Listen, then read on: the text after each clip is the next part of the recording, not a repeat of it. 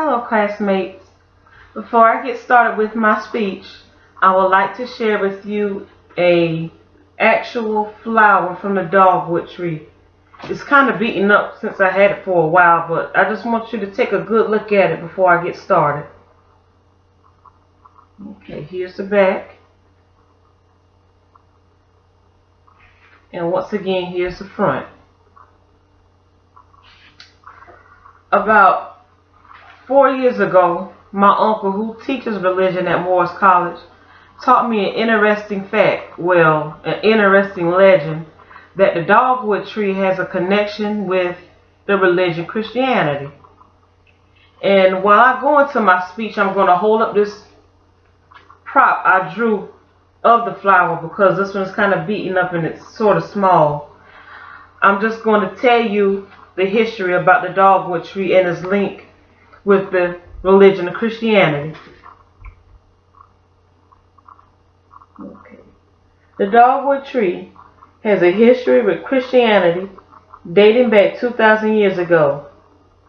The legend has it that the dogwood was cursed because it was the same tree used to build the cross that Christ was crucified on.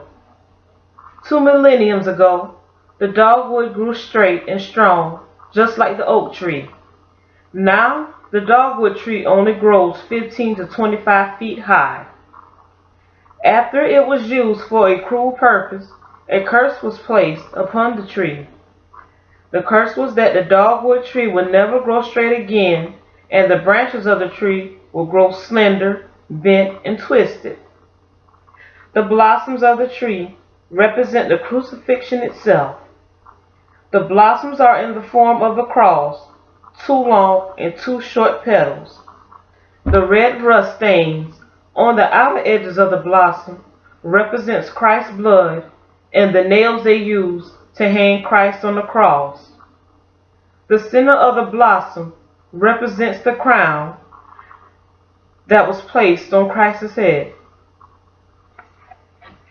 In conclusion, I can't help but to think that this legend is true, simply because how the blossom itself looks. Again, I'm going to hold the blossom up to show you. The center representing the crown that was placed on Christ's head, and on the outer edges, the rust stains. You can see a small one at the top, but in the back you can clearly see a rust stain, which represents blood. I can't help but to think that this legend is true, and I certainly believe this legend has a link to Christianity. I would like to thank all my classmates who took time to look at my speech, and I hope you learned something from it. I'll see you next time around. Have a good evening, and bye.